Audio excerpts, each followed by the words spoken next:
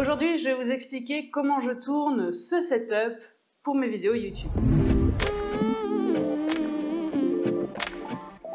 Beaucoup de youtubeurs tournent dans leur garage ou dans une pièce qu'ils ont complètement relookée exprès pour leurs vidéos. Pour ma part, je suis partie dans une direction peut-être un peu moins conventionnelle puisque tout mon décor est faux, même les murs qui sont derrière moi.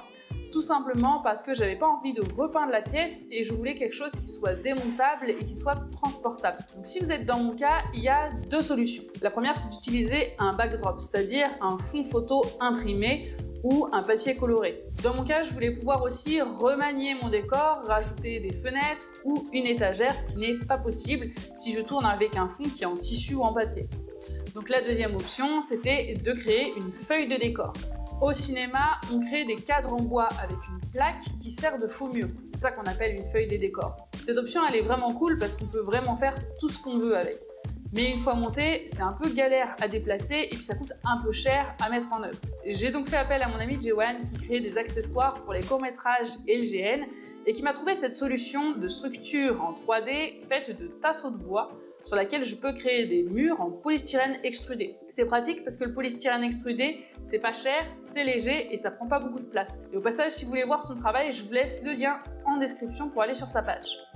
Donc une fois que le faux mur il est monté, j'ai un autre tasseau qui sert de support pour ma lampe, histoire qu'elle soit un peu détachée du mur. J'utilise ici une ampoule dimmable, c'est-à-dire qu'on peut changer l'intensité de la lumière. C'est une ampoule que j'ai achetée pour quelques euros à Action. Ici, elle sert uniquement de décor. C'est pas ça qui va éclairer. Et justement, c'est important qu'elle soit dimmable parce que moi, je voudrais qu'elle n'éclaire pas mon décor. En fait, elle sert uniquement d'élément visuel pour accrocher l'œil. Donc, je vais venir changer l'intensité pour la mettre au minimum. Et je vais venir rééclairer ensuite avec un projecteur. Et c'est là où mon faux mur, il est super pratique parce que je vais pouvoir cacher mon pied de projecteur directement derrière. Pour ça, j'utilise un projecteur 60 watts que je monte sur un C-stand tout simplement pour la solidité. Je rajoute dessus une Fresnel avec des barres d'or et un nid d'abeille parce que je voulais vraiment que la lumière elle soit focus sur moi et qu'elle s'étale pas partout.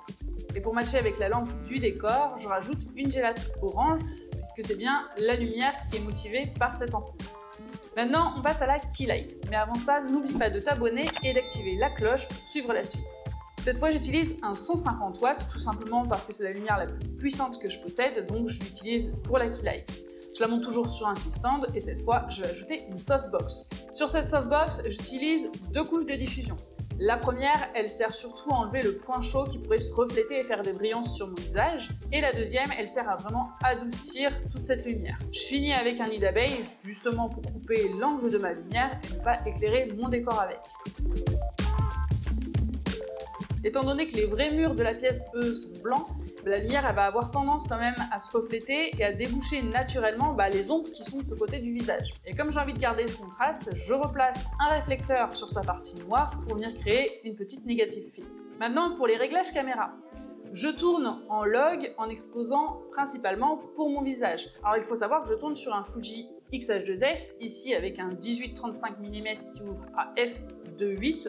Si vous avez un autre boîtier ou un autre objectif, vous n'aurez pas forcément exactement les mêmes réglages. Le principal, ça va être de venir exposer surtout pour mon visage la partie la plus éclairée et de laisser le reste un petit peu plus dans l'ombre.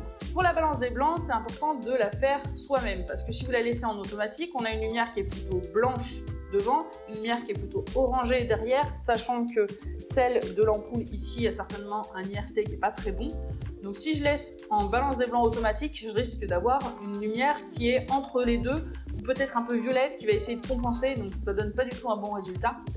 Donc moi ce que je fais, c'est que je mets ma balance des blancs pour ma lumière qui est ici. Donc je la mets à 5500-5600 Kelvin, parce que je veux que ma lumière derrière, elle reste bien orange. Et évidemment, tu n'es pas obligé de refaire tout ça chez toi pour te lancer sur YouTube. Tu peux aussi très bien te positionner près d'une fenêtre et utiliser la lumière naturelle. C'est déjà un très bon début si tu veux commencer sans matos. Et si tu as déjà quelques projets, eh bien pense toujours à avoir vraiment une key light et au moins une backlight pour venir te détacher de ton décor. Voilà, j'espère que cette vidéo t'aura aidé à trouver des idées pour ton propre setup, que ce soit pour YouTube ou pour n'importe quelle vidéo en face cam. Si cette vidéo t'a plu et si elle t'a été utile, n'hésite pas à me laisser un commentaire et si tu as des questions, n'hésite pas à me les poser, j'y répondrai avec plaisir.